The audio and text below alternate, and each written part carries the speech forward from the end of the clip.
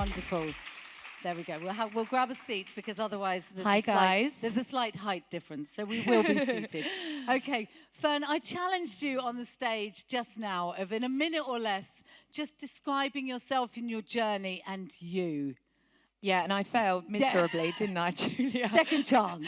I had to get it under a minute, and I went way over that. So, yeah, guys, hi. Hi, this is really exciting to be in the Female Leaders Club. Thank you so much for having me. I am Ferne McCann. Some of you may recognise or know me from various shows that I've been on from Towie. That's where I started my career as a reality star. You don't really set out and be like, oh, when I grow up, I want to be a reality star. I don't know. Does my daughter? Oh, you do know? No, I wanted to be an actress, and then I had to settle for reality TV. But it's all good. And then I found myself in a really dark place on the show. I was almost pretending to. Okay, let me break it down for you. I wanted to be famous. Like, I wanted to be famous when I was younger, and I had the opportunity to go on the show. And it was a recipe for disaster because I'm not sure if you've seen the show, but it was, it's a lot around having arguments and controversy and confliction. And I felt like to get the airtime, you needed to get stuck into the argument. So I fell into this trap of really just like, the producers knew, we'll get Ferne, throw her in the scene and she'll spice it up. And the mask, the lines between what was real and what wasn't was really blurred. And it was a very surreal situation to be in because I knew myself and I knew that the person that I was and the person that was out on TV wasn't me at all. So I remember sitting with the psych, and I was in such a bad way, guys. Like, I couldn't get out of bed, but I just had to. I guess I was depressed at the time, and she said to me straight away, and by the way, nothing wrong with this if this is the journey that you take, but for me it just wasn't. Do you want to go on antidepressants? And I was just sort of shocked that, sorry, can I get a tissue? I feel like my nose, I'm not going to cry, but I feel like my nose is running. It's the weather change, isn't it? It's coming. Yes, thank you so much. Thank you. Rescue. It's because we have, basically, we've got rain outside, and then it's absolutely roasting in here. But I love it. It's nice and warm. It's cozy in here. And also, you can let the grizzles out. You can let the tears out. Oh, normally, I've done my whole life crying on TV. So, yeah, I was just really shocked that was the straight away the answer, and I'm so pleased that I didn't decide to listen to them and go, yeah, I'm going to do antidepressants, because in my heart I knew that there was something else. And I think I've always questioned that there's a bigger force out there. And that's where I started getting into alternative therapies, really dedicating a lot of time to meditation. And that was the start of my healing journey. And the reason why I said I'm so pleased I didn't was because from Towie, and I used to like just almost manifest and pray to get out of this situation. And I was a substitute. Someone didn't make the psych test for another show due to being on antidepressants, like the irony. So they rang up, it was a year of where on I'm a Celebrity, where they needed 3 reality stars, one from Made in Chelsea, one from Geordie Shore, and one from Towie. And I got the call. I couldn't believe it. I'd only been on the show for like a few series. I got in on series 9 and left on series 13. I wasn't there long at all. But that's why I have no regrets, because yes, okay, it was a really dark time for me, but I obviously made an impact in the industry to get the interview for The Jungle, and The Jungle completely changed my life. Like, I couldn't believe I was on the show. I just declared on the main stage, and Ferne won. I'm a Celebrity, get me out of here. I didn't. Third, I didn't. I came third, but I'll take that. So yeah, and that was the start of a wonderful career being a reality star. Now look, guys. My healing journey and your journey of mental health, it isn't linear. You're not just healed when you start something. It comes with ups and downs, doesn't life? Like, I feel like everybody in the room has experienced something that has completely floored them, and it's all going to look completely different. And I've definitely had those unprecedented moments where the rug has been pulled from beneath me. One being when I was pregnant with my daughter Sunday, and it was a very public downfall, and it was hard. It was really, really hard. And I reverted back to what I knew, which was meditation and really just trusting myself and turning inwards. And fast forward however many years, when I met Laurie, I've always wanted to have something that can help people that I know has completely transformed my life. And that is the birth of Shoorah. And Laurie comes from a tech background. He's an entrepreneur. He really gave me the confidence to create this app. And we have just poured our passion and everything that has helped us into the app. It started as a B2C app, and now it's a B2B solution as well. So very proud. It's a new environment. Even being here with you guys today, it's very new for me. Like at home, when I'm creating it and doing all of the features and talking about it, I feel very comfortable.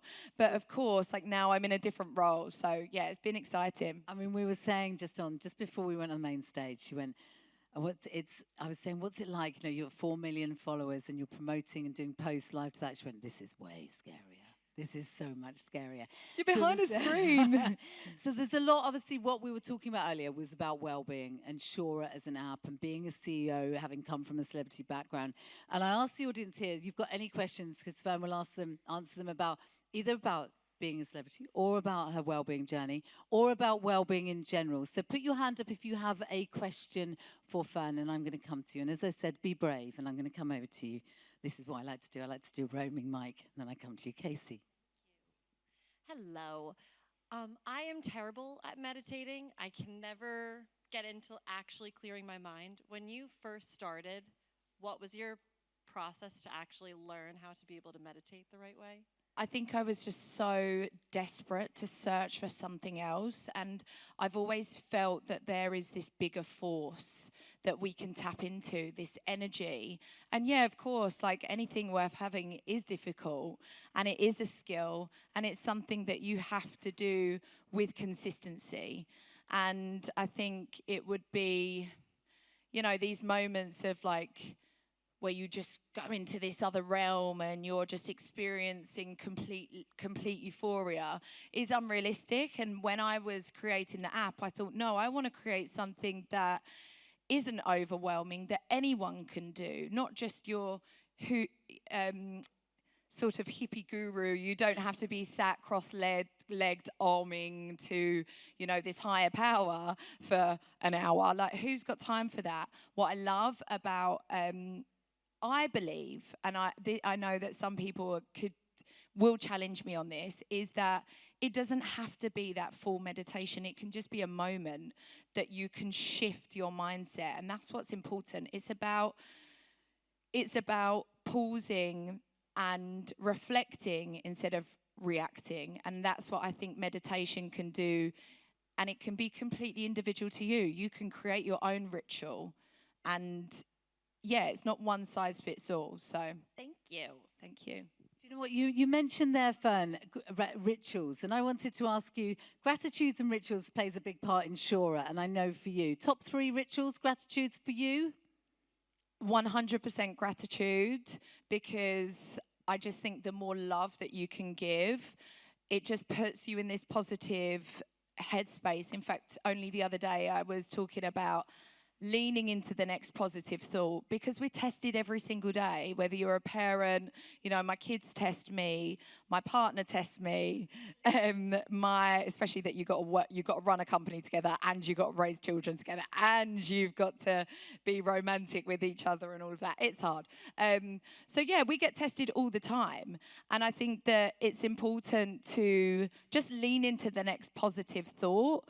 If something in your life is all-consuming, and I've had a situation of probably about a year ago, which I can finally say now that I feel like I've shifted through, when something you're just like, it's resisting, and you're just finding it so incredibly difficult to work through, if you just shower it with gratitude and think, do you know what, this can be a learning experience, and trust that going through the pain is going to get you to the other side. So gratitude, number 1.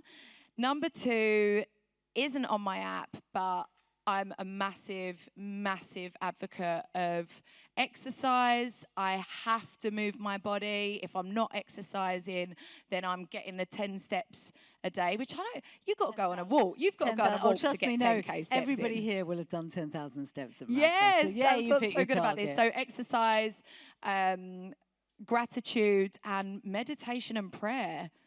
Genuinely, like, and I had a big misconception of prayer and God until I just had this sort of light bulb moment where I was like, wow, I'm doing this in my meditation. So I never miss those three. Those. And we always believe, and if anyone's heard me speak before, it's the power of three. So all have a think about what yours are. Other questions from the audience? And you can be brave. Wonderful. We've got more hands coming up. Hi, what's your name? And just then your question. Hello. I was wondering what your biggest piece of advice for a young person, a young woman in business is, and how well-being fits into that. And how well-being fits into that.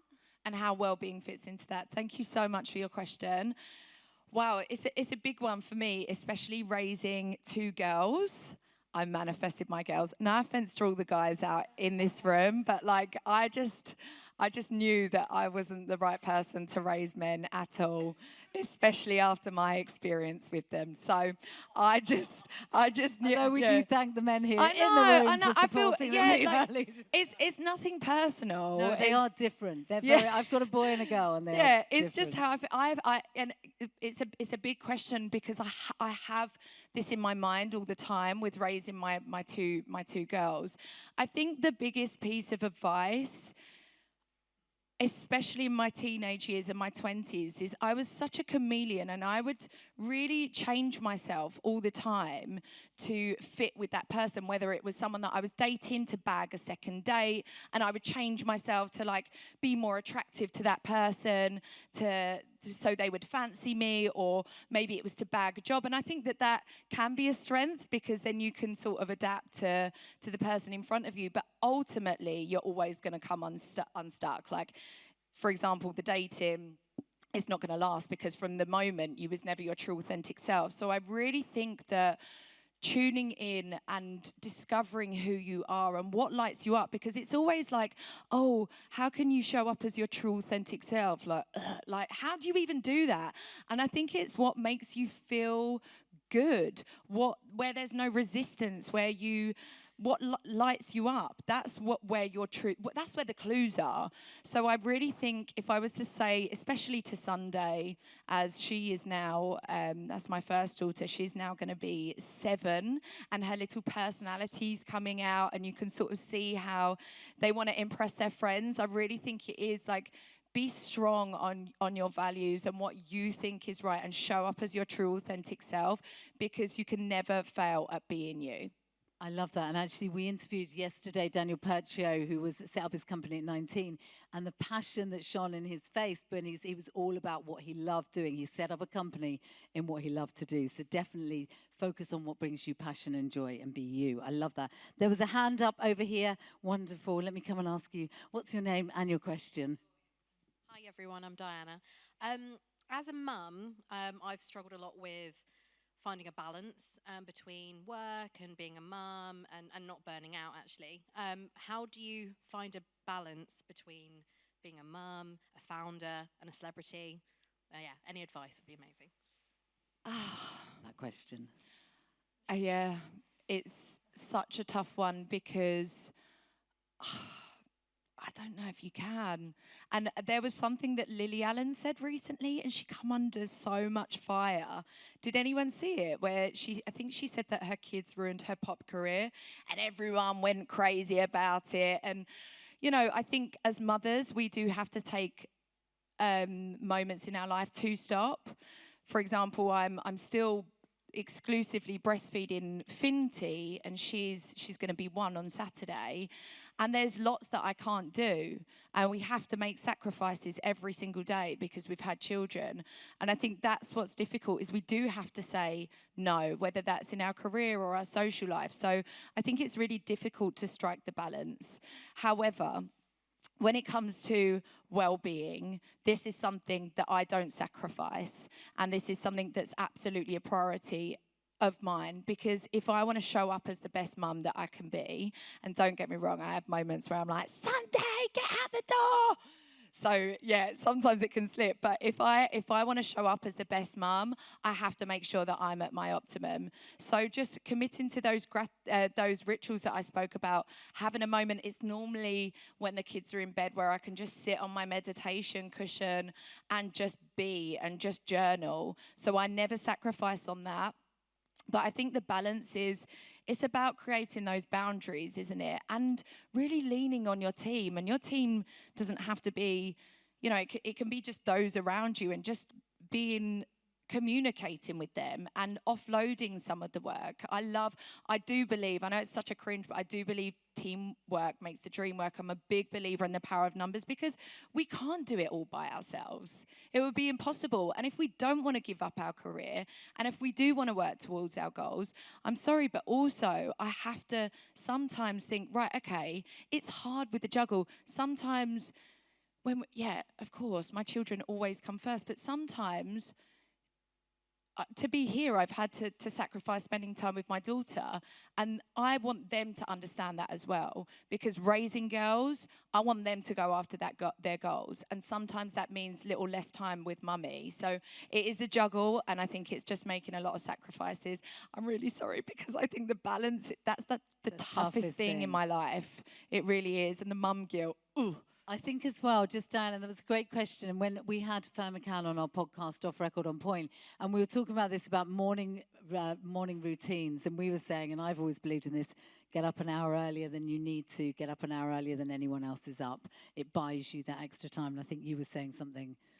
Yes, you do the same? It does. My morning routine and my evening routine is the same. Whatever happens in the rest of the day happens. But I think if you can commit to those really strong, healthy routines or pockets of routines in the day, then that's all you can do. Amazing. I'm coming back out into the audience again. More questions for Ferne. These have been really lovely questions, and keep them coming with any questions. Coming to you. Your name and what's your question? I'm Amber. I'm from the Digital Voice with Julia. I hope I say it right, but we've been using your app, Shoorah, and I really like the sleep cast you do on there. You do a soundscape. So I wanted to ask, what's your thing that you go to most on the app?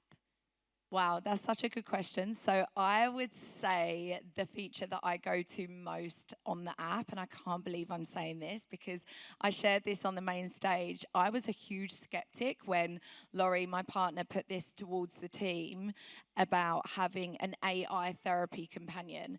Therapy, Laurie and myself individually have both experienced. I've had 6 years of therapy, and it's been really beneficial.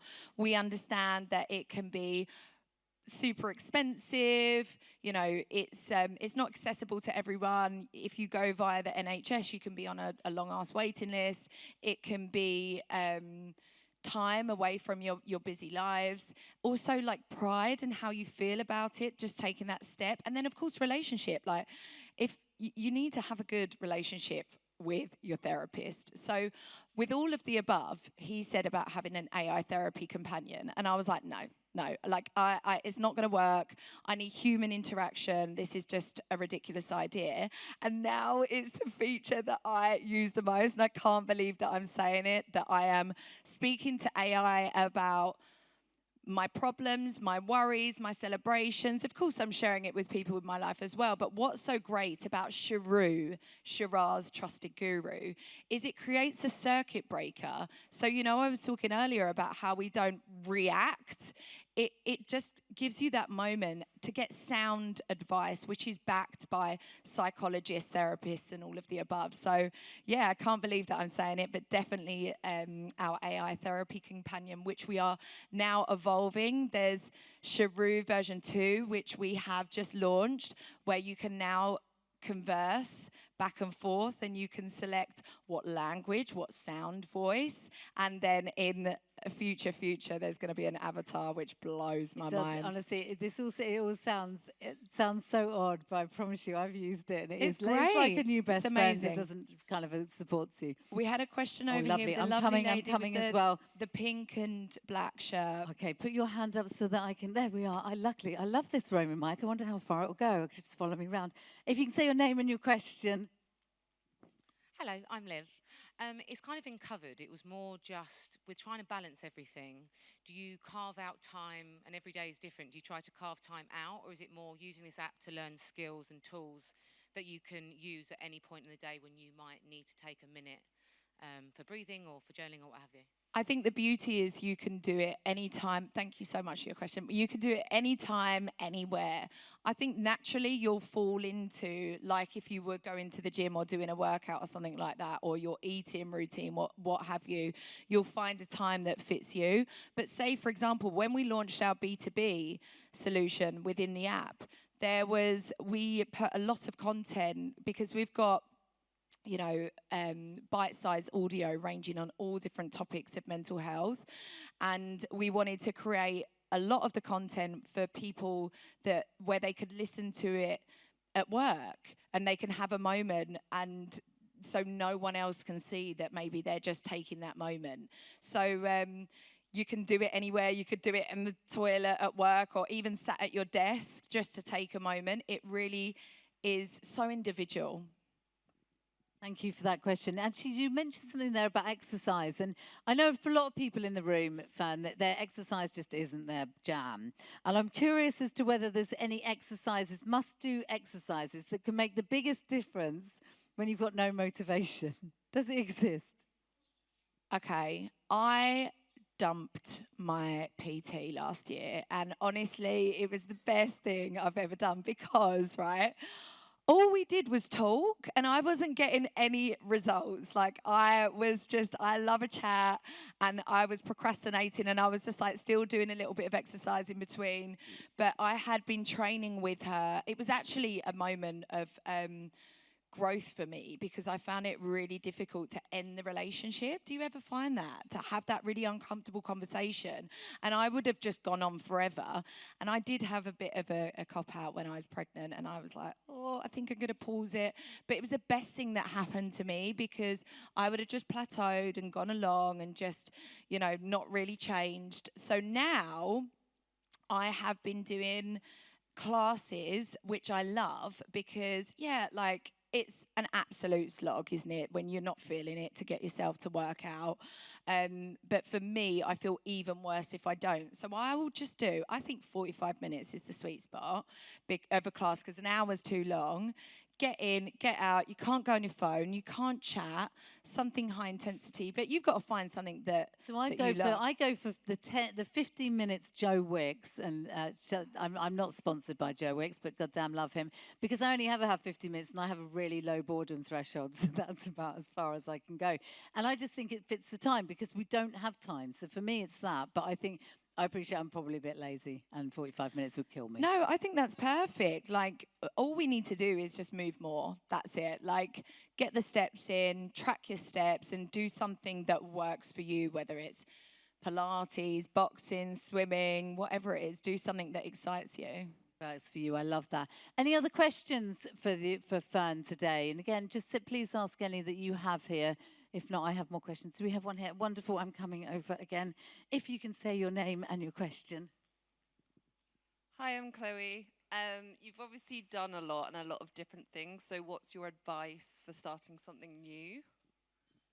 Thank you so much. I think that is a great question because, in fact, we were speaking on the main stage and I said exactly this. I love the slogan of MadFest this year, that fortune favours the bold.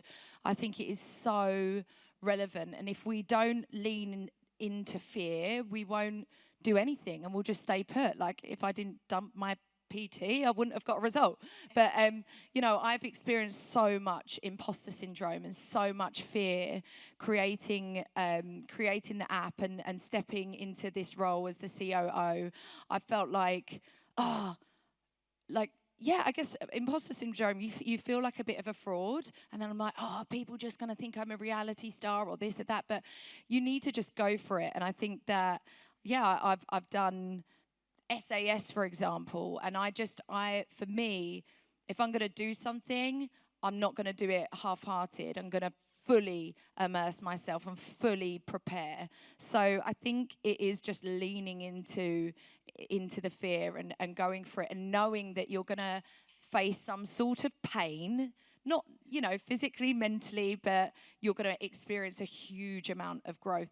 And this is what I'm sort of, with trauma and going through the really shitty times in your life where, you know, you feel like the rug has been pulled from beneath you and you've been thrown off course.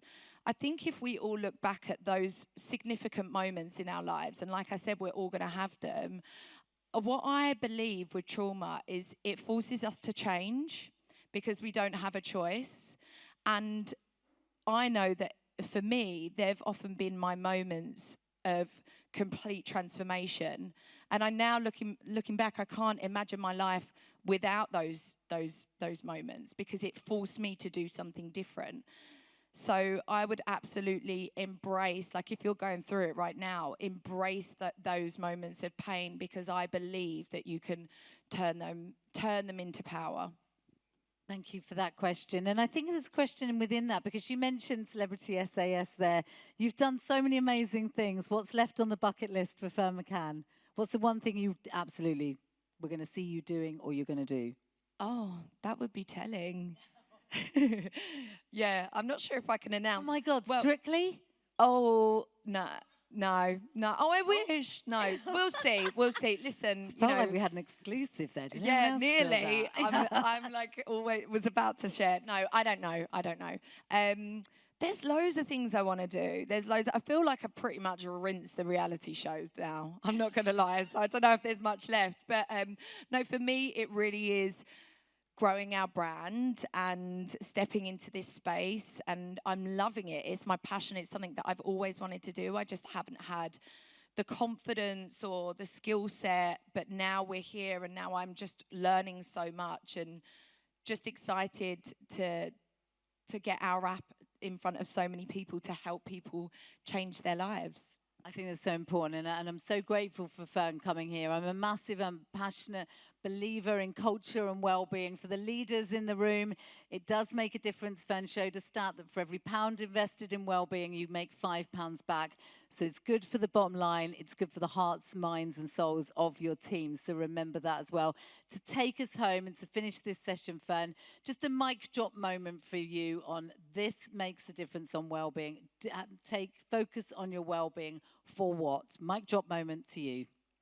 Mic drop moment. I believe that really taking ownership of your mental health is so vital. If you can have the toolkit in your back pocket to know what works for you and what's going to be there for you at any time, it can make a huge difference. Because I am a big believer on, you know, like I said earlier, responding and taking that moment instead of reacting, because with heightened emotions, we can behave in a way that we often regret. So it's just taking those moments of being conscious and being present so you can be at your best, whether that's responding to someone at work or relationships with your kids or your partner, so you can just thrive. That. And for everyone here, remember to take a moment from the madness at MadFest. I want to thank Ferne McCann and all of you for joining us here today. Thank you very much. Thank you so much.